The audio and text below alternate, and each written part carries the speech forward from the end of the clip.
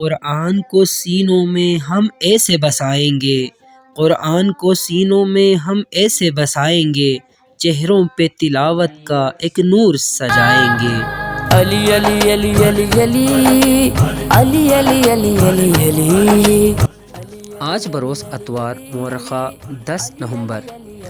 Alhusaini institute of شمال چو میں قرآن کے 5ویں اور 6 پارے کے اختتام پر مقابلہ حسن قرأت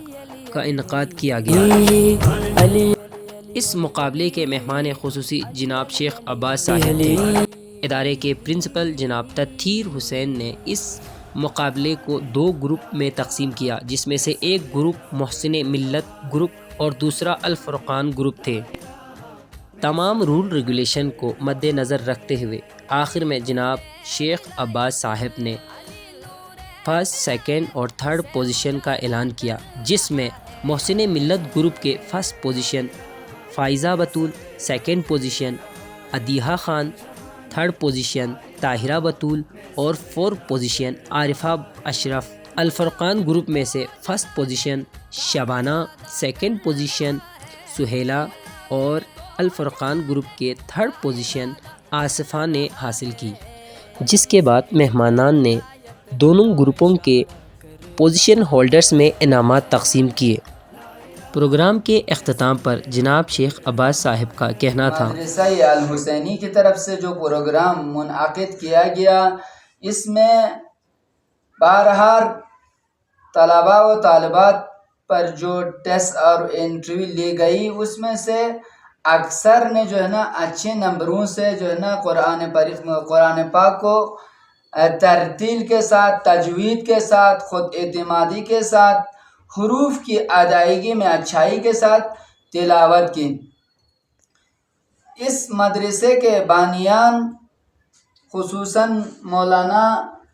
کفایت انصاری صاحب اور اس مدرسے کے پرنسپل جناب تطہیر حسین صاحب، ان کی انتھک کوششوں سے اس محلے کے اندر جو تقریباً 60 سے 70 گھرانے پر مشتمل ہے، ان کے بچے اور بچیاں یہاں پہ قرآن کی تعلیم حاصل کر رہا ہے۔ ان میں سے تقریباً 20 سے 30 طلبات کے جو ہے نا قرآن پڑھ کے تمام کرنے کے آخری مرحلے پر پہنچ چکے ہیں، جو اس معاشرے کے اندر، اس محلے کے اندر باقیوں کے نسبت اچھی انداز میں قرآن پاک کی تلاوت کرتے ہیں۔ مجھے بہت فخر اور خوشی محسوس ہوئی کہ اس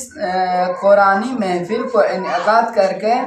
یہاں پر مجھے مدعو کیا گیا۔ میں نے ان کے قراءت سنا تو بہت ہی اچھے لہجے میں انہوں نے قرآن کی تلاوت کی۔ مدرسے کے چلانے والے بانیان کے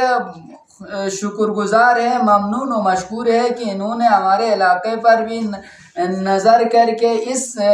قرآنی محفل کو برگزار کرنے کا ہمیں موقع فراہم کیا، اور ان سے یہ بھی توقع کی جاتی ہے، گزارش کی جاتی ہے کہ اس محلے کے اندر جو یہ پروگرام اور سسٹم رکھا ہے، اس کے علاوہ ہمارے یہاں روندو کی بات نہ کروں میں، اگر فقط تھار کی بات کروں تو اس میں اسی محلے کی طرح 15 سے 20 محلے اور بھی ہیں جہاں پہ قرآنی تعلیم جو اس محلے کے اندر جو سسٹم کے ساتھ چل رہا ہے ایسا نہیں ہے۔